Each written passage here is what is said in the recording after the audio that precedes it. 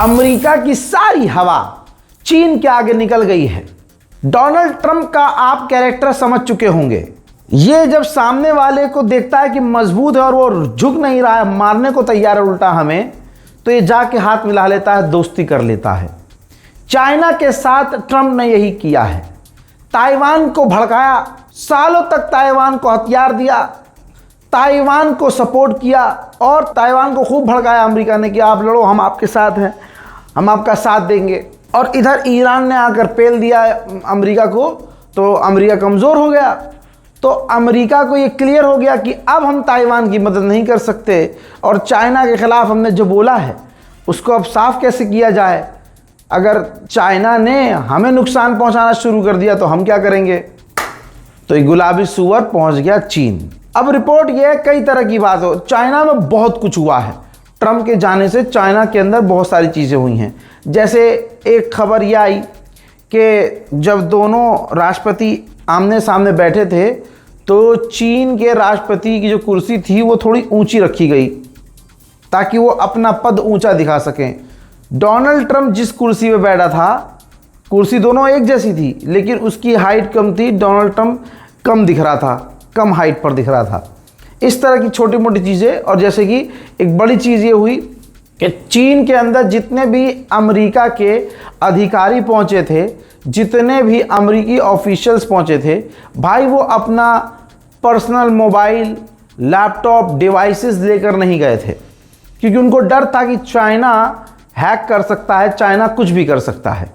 और इतना ही नहीं, जब तमाम अमेरिकी डेलीगेशंस मीटिंग से फ्री होकर वापस अमेरिका जाने लगे और अपने जहाज़ पर चढ़ने लगे तो जहाज़ से आदेश दिया गया कि चाइना से, चीन से आपको जो भी गिफ्ट मिले हैं आप जहाज़ पर लेके नहीं आ सकते।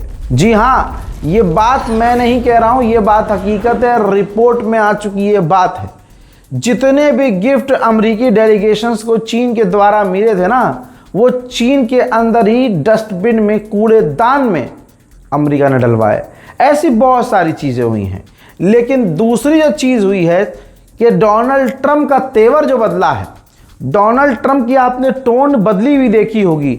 डोनाल्ड ट्रंप का तेवर शी जिनपिंग के आगे बिल्कुल नरम था, बल्कि अब तो डोनाल्ड ट्रंप ने कहा है कि हमने चाइना की कंपनियों पर जो पाबंदियां लगाई थी, हम उनको हटाने की सोच रहे हैं। तो चीन के आगे पूरी तरह से ट्रंप की टाय टाय फिश हो चुकी है। अभी तक तो सिर्फ डोनाल्ड ट्रंप ईरान के लिए कह रहा था कि ईरान यूरेनियम बिल्कुल बंद कर दे और वादा करे कि वो यूरेनियम बनाएगा ही नहीं, यूरेनियम वो बनाएगा ही नहीं, तभी हम डील करेंगे। लेकिन अब डोनाल्ड ट्रंप कह रहा है कि अगर ईरान 20 सालों के लिए भी डील कर ले कि वो 20 साल तक एनरिचमेंट यूरेनियम का नहीं करेगा, तब भी डील हो सकती है। डोनाल्ड ट्रंप ने कहा कि मैंने दूसरे देशों की रिक्वेस्ट पर ईरान से सीज फायर किया। जो मीडिया में चल रहा है वो सब गलत है। उनकी मिसाइल पावर को हमने ख़त्म कर दिया है, हमने ईरान को तोड़ दिया है, ईरान को हरा दिया है। जी हाँ, डोनाल्ड ट्रंप की फिर वही बौखलाहट। पूरी दुनिया में कोई एक अखबार ऐसा नहीं है जिसने ये लिखा हो कि अमेरिका जीत गया है या ईरान हार गया है। डोनाल्ड ट्रंप हर दिन आज के तारीख में भी अपनी जीत का ऐलान कर रहा है। पत्रकार ने पूछा ट्रंप से कि क्या आपने ईरान को अंडर एस्टिमेट किया है, हल्के में लिया है। तो ट्रंप ने कहा कि नहीं, मैंने कोई ईरान को हल्के में नहीं लिया। हम साफ जानते हैं और इस बात को मानते हैं कि मैं अगर चाहूँ तो ईरान को एक दिन में मिटा सकता हूँ, ईरान के एक दिन में ब्रिज उड़ा सकता हूँ, उसका एनर्जी इंफ्रास्ट्रक्चर उड़ा सकता हूँ। बला बला बला सारी बातें फिर से डोनाल्ड ट्रंप ने उगलना शुरू की। फिर से वही स्थिति हो रही है कि डोनाल्ड ट्रंप ईरान के खिलाफ जहर उगल रहा है और ईरान पलट के कुछ कहेगा और कर देगा तो फिर ये सीज फायर करने की मांग करेगा। अमेरिका का खेल आप ये भी समझ लीजिए।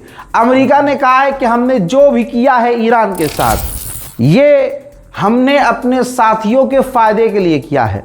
अमेरिका, इजराइल, सऊदी अरब, यूएई, बहरीन, इन सब की मदद की है हमने ईरान पर हमला करके। भारत के अंदर हिंदुओं को मुसलमानों से नफरत की ट्रेनिंग देकर, हिंदुओं को दिमाग में यह डालकर कि मुसलमान से अगर तुम प्यार करोगे तो तुम गद्दार हो, तुम प्रभु श्री राम के नहीं हो।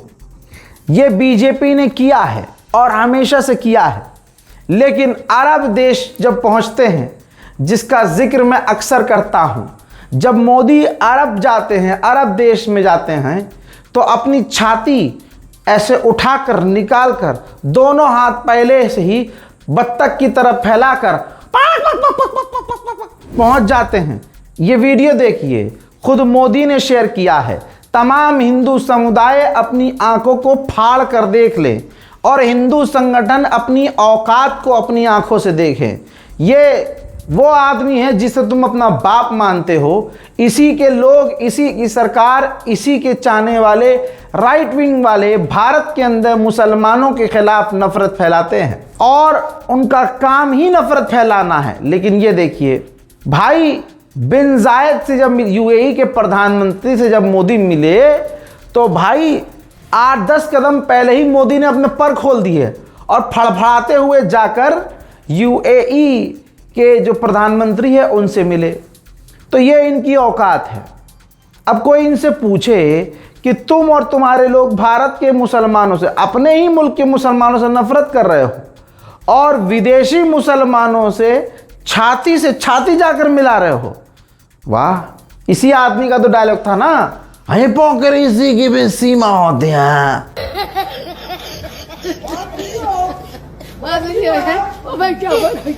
अमेरिकी सेनेटर्स ने यह तक कह दिया है कि ईरान पहले से ज्यादा मजबूत हो गया है। उन्होंने पूरा स्ट्रेट ऑफ हॉर्मुज, ईरान ने पूरा स्ट्रेट ऑफ हॉर्मुज मिलिटराइज कर दिया है, मिलिट्री तैनात कर दी है और वो चप्पे चप्पे पर नजर रख रहे हैं। उधर ईरान ने साफ कर दिया है कि बातचीत अगर हमसे करनी है तो बातचीत करने के लिए भी अमेरिका को हमारी कुछ शर्तें माननी होंगी और अगर हमारी शर्त नहीं मानता है, बातचीत करने के लिए भी अगर अमेरिका शर्त नहीं मानता है तो बात नहीं होगी। उधर ईरान की जंग पर चीन ने ईरान का साथ देते हुए कहा कि ईरान की जंग कभी शुरू ही नहीं होनी चाहिए थी। ये कोई जंग नहीं थी, ये जंग का माहौल नहीं था, ये जंग की कोई वजह नहीं थी और ये जंग दोबारा कंटिन्यू होनी ही नहीं चाहिए। हजरात, फ्रांस का एयरक्राफ्ट कैरियर अरेबियन सी तक पहुंच चुका है। सबूत देखिए, अरेबियन सी में फ्रांस का एयरक्राफ्ट कैरियर। हालांकि फ्रांस किसी भी हालत में ईरान पर हमला नहीं करेगा। इमैनुअल मैक्रोन ने अपनी स्थिति क्लियर की है कई बार कि वो ईरान पर हमला नहीं करेंगे, ईरान के खिलाफ एक्शन नहीं लेंगे, इस जंग में नहीं कूदेंगे। लेकिन क्या इन तमाम वेस्टर्न देशों पर भरोसा किया जा सकता है? जवाब है ना। अंदर खाने किसकी क्या मंशा हो, कौन अमेरिका के साथ मिलकर, इजराइल के साथ मिलकर क्या कर दे, किसी का कुछ नहीं कहा जा सकता। ईरान को सतर्क और सावधान रहने की जरूरत है। यूएई इजराइल से नाराज है क्योंकि यूएई की पोल पट्टी इजराइल के द्वारा खोल दी गई है। रिपोर्ट ये आई है और जब से ये रिपोर्ट आई है पूरी दुनिया के मुसलमान यूएई को 5 टाइम लानत भेज रहे हैं, गरिया रहे हैं और ये गाली खाने वाले काम यूएई ने खुद किए हैं। पहले रिपोर्ट आई कि नेतन्याहू जंग के दौरान यूएई गया था, फिर रिपोर्ट ये भी आई कि सिर्फ वो नहीं बल्कि मूसाद का चीफ भी यूएई गया था जंग के दौरान। फिर अब रिपोर्ट ये आई कि ये दोनों ही नहीं बल्कि आईडीएफ का चीफ, इजराइल की फौज का जो कमांडर है हजरत मोहतरम, वो भी जंग के दौरान यूएई गया था। अब बताइए कहाँ हैं वो सुअर लोग, वो सुअर नस्ल के लोग जो चिढ़ जाते थे जब मैं अरबों की औकात और अरबों की अरे रजा अरबों को गालियां बकता है। अबे तुम्हारी अम्मा का कोई संबंध है तुम्हारे अरबों से? मतलब वो आते थे, तुम अपनी अम्मा भेजते थे क्या? मतलब इतना काहे बौखलाए हो भाई? अरे रिपोर्ट देखो, फैक्ट्स देखो, सच्चाई देखो, आंखों को खोलो। अरब का मतलब अरब की ज़मीन नहीं है। अरब जब मैं बोलता हूँ कि अरब ऐसा कर रहे हैं, अरब वैसा कर रहे हैं, अरब के आम लोग तुमने बोलता हूँ। सरकार क्या कर रही है, इसलिए सरकार को संबोधित करने के लिए मैं अरब कहता हूं कि यूएई के देखिए क्या हाल है।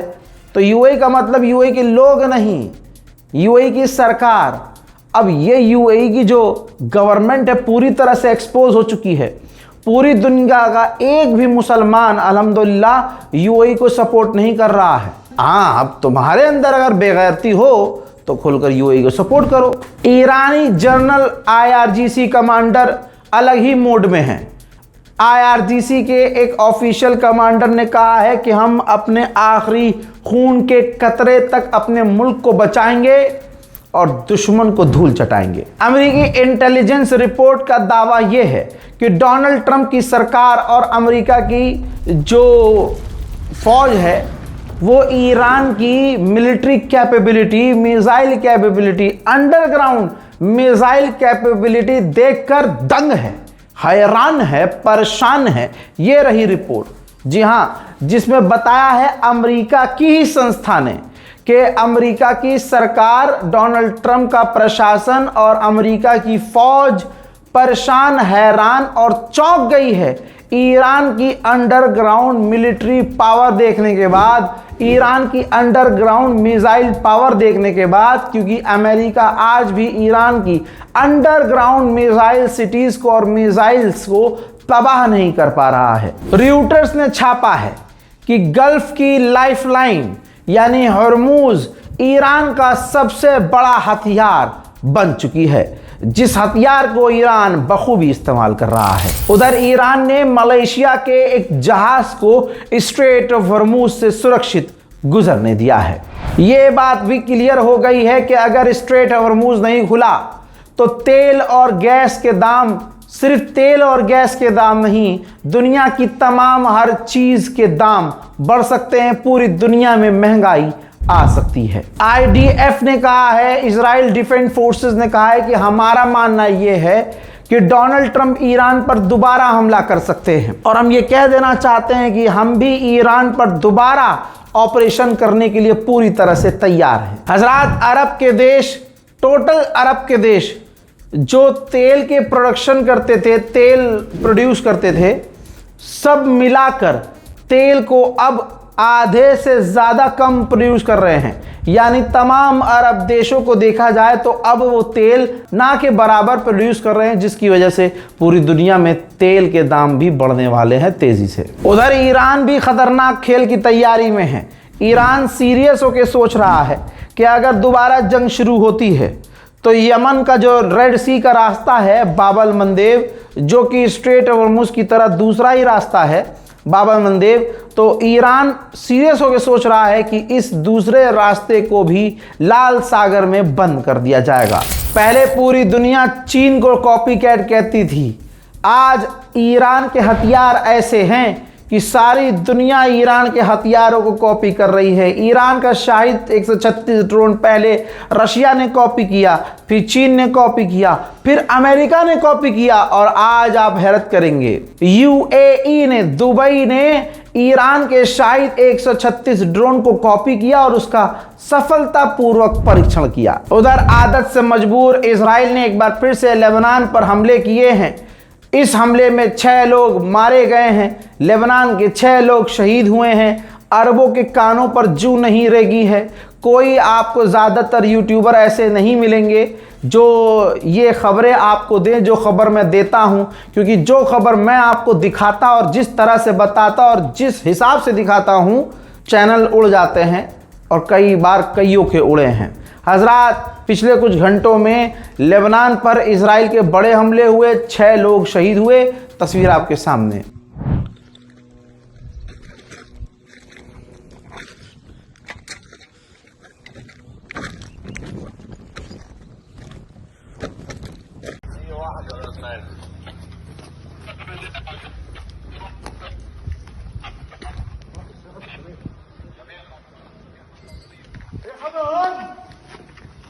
في حدث أمامي، في حدث أمامي، كامل في حركة تحت. في حدث أمامي. उधर हिजबुल्लाह भी जवाबी कार्रवाई कर रहा है। हिजबुल्लाह के जवाबी कार्रवाई में इजराइल का एक फौजी मारा गया है। दोस्तों, आप और क्या सबूत लेंगे? इजराइल का कट्टरवादी नेता बेंजीवीर उसने ऐलान कर दिया है कि हमारा प्लान है कि हम लेबनान पर कब्जा करेंगे, ये ऐलान कर दिया गया है। और बेंजीवीर ने यह भी कहा है कि हम गाजा से लोगों को निकालेंगे और वहां अपने लोगों को बसाएंगे। आप मुझे बताइए कि जो तस्वीरें आपको मैं लगातार हर दिन दिखा रहा हूं लेबनान पर हमले की, क्या वो सीज फायर है? सीज फायर का मतलब होता है हमला ना होना, लेकिन ये सीज फायर तो है नहीं। लेकिन मजाक आप देखिए कि रिपोर्ट ये आ रही है कि 45 दिन के लिए लेबनान और इजराइल ने सीज फायर बढ़ा दिया है। अरे, जो चीज़ है ही नहीं उसको तुम बढ़ा कैसे सकते हो? उधर इजराइल ने गज्जा पर भी बड़ी बमबारी की है और एक व्यक्ति को कत्ल किया और दावा किया कि हमने हिजबुल्लाह के एक कमांडर को कत्ल किया है।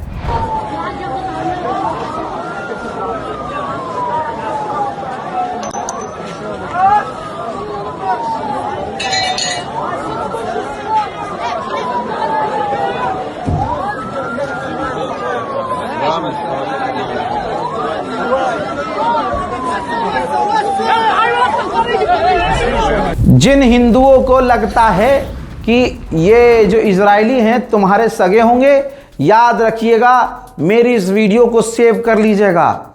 ये किसी के सगे नहीं हैं, ये हर मजहब का अपमान करते हैं।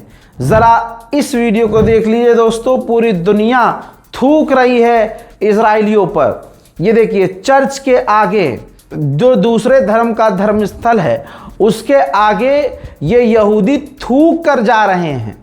शायद यही वजह है कि इजरायलियों से इंस्पायर होकर भारत का एक समुदाय मस्जिद के आगे थूकता है, मस्जिद के आगे जाकर तीर वाले इशारे करता है, मस्जिद पर झंडा लहराता है। मेरे दोस्तों, न्यूयॉर्क टाइम्स सबसे बड़ा अखबार माना जाता है, बड़े अखबारों में आता है। न्यूयॉर्क टाइम्स ने इजराइल को एक्सपोज करते हुए लिख दिया कि इजराइल की फौज, इजराइल की सरकार फिलिस्तीनी कैदियों का बलात्कार पा रही है। जी हाँ, इतना बड़ा खुलासा जो खुद फिलिस्तीनी पहले कहते थे, जब न्यूयॉर्क टाइम्स ने छाप दिया तो इजराइल पूरी तरह से एक्सपोज हो गया। बौखलाहट में आकर इजराइल की सरकार ने न्यूयॉर्क टाइम्स अखबार पर केस कर दिया। स्पेन के पीएम ने इजराइल का विरोध करते हुए कहा है कि यूरोविजन जो होने वाला है हम उसका विरोध करेंगे, क्योंकि इजराइल फिलिस्तीन और गाजा पर अभी भी हमले कर रहा है। भारत की क्या बात करें, जो समुदाय मुसलमानों पर जिस जिस तरह का इल्ज़ाम लगाता आया है, वो समुदाय खुद अपने गरीबान में झांक नहीं पा रहा है क्योंकि सड़ा हुआ है। ज़रा देखिए, ये जो आपको व्यक्ति नज़र आ रहा है, ये महिमा प्रकाश नाम का हिंदू व्यक्ति है। इसने 72 साल की बुजुर्ग महिला की इज्जत को लूटा है। घटना जशपुर की है, जहां आरोपी जबरन महिला के घर में घुसा, विरोध करने पर पहले मारपीट की, फिर इज्जत 72 साल की बूढ़ी औरत की लूटी। ऐसी घटना समाज के लिए शर्मनाक है। अपराधियों के हौसले किस कदर बढ़ गए हैं। आप मोदी, आप रामराज देखिए, मोदी का काल देखिए कि बूढ़े तक सेफ नहीं है, बच्चियां छोड़ दीजिए। अरे भाई, घर के अंदर घुसकर इज्जत लूट ली जा रही है। ये योगी राज है, मोदी राज है। हिंदुओं पे क्या ही असर पड़ेगा। उन्होंने खुद मोदी को इतना सपोर्ट किया है कि आज उनके माँ बहनों के साथ कुछ भी हो जा रहा है, यहाँ तक कि अब बुजुर्गों के साथ कुछ भी हो जा रहा है। बेचारे हिंदू बोल नहीं पा रहे हैं, इनकी तकलीफ को हम समझ रहे हैं। महंगाई की मार सारी दुनिया पर है, लेकिन हमारे यहाँ ड्रामा अलग लेवल का है। मोदी जी कह देंगे कि गोबर जो है, गोबर की खुशबू से, गोबर की बू से हमारे अंदर के बैक्टीरिया मरते हैं ना। यकीन कीजिए, तुरंत जितने भजपिल्ले हैं सड़कों पे कैमरा लेकर, कैमरे वालों को लेकर उतरेंगे, रील बनवाएंगे और गोबर खा कर दिखाएंगे। कह रहे मोदी जी आप सूंघने को कहते हैं, हम खा के दिखाएंगे यार। Modi ji I love you. अब ये देखिए, ये पूरे हिंदुस्तान में चल रहा है ये फ्रॉड। ये देखिए, फ्यूल बचाने की पहल में खाकी भी शामिल। जयपुर पुलिस ने साइकिल से गश्त की शुरुआत की है। साइकिल से? अरे किसी ने गोली मार दी किसी को, किसी ने चोरी करके मतलब झपट्टा मारकर दौड़ लगा दी, तो ये जयपुर की पुलिस साइकिल से उसको पीछा करेगी। साइकिल से? आप खेल देख रहे हैं? क्या हो गया भाई, चल क्या रहा है? अब अखिलेश यादव यहाँ कह देंगे कि भैया देखा आखिर में साइकिल ही काम आ रही है, तो इस पर भी चिढ़ जाएंगे मोदी जी। मुसलमानों पर आतंकवादी होने का इल्जाम लगाया जाता है, लेकिन तमाम डेटा और रिकॉर्ड और खबरों के मुताबिक हिंदू समुदाय इस देश का सबसे बड़ा गद्दार निकलता है। हिंदू समुदाय के लोग इस देश में सबसे गद्दार निकल रहे हैं। माननीय अजीत डोभाल का बयान आप कई बार सुन चुके हैं कि पाकिस्तान की आईएसआई बहुत चालाक है, मुसलमानों को नहीं हिंदुओं को ज़्यादा वो हायर करती है। लीजिए एक और खबर देख लीजिए, और इस समुदाय का, जो समुदाय मुसलमानों को हिकारत से देखता है, उसकी असलियत और उसका घिनौनापन देख लीजिए। भाई एटीएस ने, शुक्र है हमारी एटीएस का भाई, एटीएस ने एक व्यक्ति को गिरफ्तार किया है जो पुणे के हॉस्पिटल को उड़ाने की तैयारी में था। महाराष्ट्र की एटीएस ने शिवाजी राठौर को नागपुर से गिरफ्तार किया है जो उषा किरण अस्पताल को उड़ाने की तैयारी में था। कमाल यह है कि गोदी मीडिया खामोश है और गोदी मीडिया एक्यूज लिख रहा है। हिंदू अखबार इसे एक्यूज लिख रहे हैं, जो अस्पताल को बम से उड़ाने की तैयारी में था, और हमारे एटीएस ने गिरफ्तार किया है जो टेरर ऑर्गेनाइजेशन पर नजर रखती है। एटीएस, समझ रहे हो आप? तो आप देखिए कि महाराष्ट्र एटीएस ने गिरफ्तार किया है। तमाम गोदी मीडिया में खामोशी है क्योंकि ये हिंदू है। मुसलमान होता तो भाई साहब 4-4 घंटे की डिबेट होती। जितने भी ये गोदी मीडिया के एंकर्स हैं उस पर नफरत फैलाते, बिल्डोजर चलाने की मांग करते। जो व्यक्ति पकड़ा गया है अगर वो मुसलमान होता तो उसकी 7 पुश्तें खोल दी जाती कि फलाने के पास ये है, फलाना ये है, बाप ये करता था, अम्मा ये करती है। लेकिन यहाँ पर हिंदू है ना, तो हिंदू अगर आतंकवादी हो तो उसे आतंकवादी नहीं लिखा जाएगा। गोदी मीडिया की पूरी कोशिश थी, बेचारे गोदी मीडिया के एंकर्स के मुंह के पास केक आया लेकिन साले केक नहीं खा पाए ये हराम की नस्ल। ज़रा नीट एग्ज़ाम जो कैंसिल हुआ है उसका ये पूरा गिरोह देख लीजिए। प्रोफेसर कुलकर्णी, 7 एक्यूज गिरफ्तार हुए हैं। मंगीलाल बिनवाल, दिनेश बिनवाल, विकास बिनवाल, शुभंकर केरनार, यश यादव हरियाणा से, और धनंजय लोखंडे महाराष्ट्र से, मनीषा महाराष्ट्र से। आप ये सब देख लीजिए ध्यान से। प्रोफेसर कुलकर्णी भी है इसमें शामिल। पूरा ग्राफिक्स मैंने आपको दिखा दिया है, और ये खुद हमारी अथॉरिटी ने, हमारी गवर्नमेंट ऑफिशियल ने, देश की कानूनी प्रक्रिया करने वाली संस्था है, उन्होंने जानकारी दी है कि इसमें ये तमाम नीट एग्ज़ाम लीक करने वाले, नीट एग्ज़ाम को बेकार करने वाले, क्वेश्चन पेपर लीक करने वाले लोगों में ये गिरोह शामिल है। गोदी मीडिया ने, आपने देखा, गटक लिए पूरी खबर। शांति है एकदम, चीख चिल्ला नहीं रहे हैं क्योंकि यहाँ हिंदू मुस्लिम एंगल नहीं है। अगर इन 5-6 आरोपियों में अगर एक मुसलमान भी होता, चाहे उस मुसलमान का काम सिर्फ इतना था, उसका सिर्फ इतना क्राइम होता कि उसने क्वेश्चन पेपर यहाँ से लिया और कहीं और जाकर ड्रॉप कर दिया, लीक उसने नहीं किया, उसको पता भी ना होता कि भैया ये जो पैकेट मुझे दिया गया है प्रोफेसर साहब के द्वारा, इसके अंदर क्वेश्चन पेपर है, लेकिन उसका नाम अगर आ जाता तो इस तरह से गोदी मीडिया और हिंदू समुदाय चीखता कि जैसे उस मुसलमान ने ही क्वेश्चन पेपर लीक किया है। लेकिन यहाँ पर हिंदू समुदाय को बड़ा झटका लगा, हिंदुओं को ज़्यादा झटका लगा। उनको तकलीफ यही तो ज़्यादा हो रही है कि शिट यार, एक और हिंदू मुसलमान करने का मौका। गोदी मीडिया चीखता, देखिए ये है नीट जिहाद, इस तरह से हिंदुओं को नुकसान पहुंचा रहा है इस्लाम और इस्लामिक जिहाद। ये करने का मौका नहीं मिला गोदी मीडिया को। मोहतरम हजरात, फिलहाल के इस अपडेट में इतना ही। रिपोर्ट को शेयर करना मत भूलिएगा, चैनल को सब्सक्राइब कीजिए, दुआओं में याद रखिए। जय हिंद।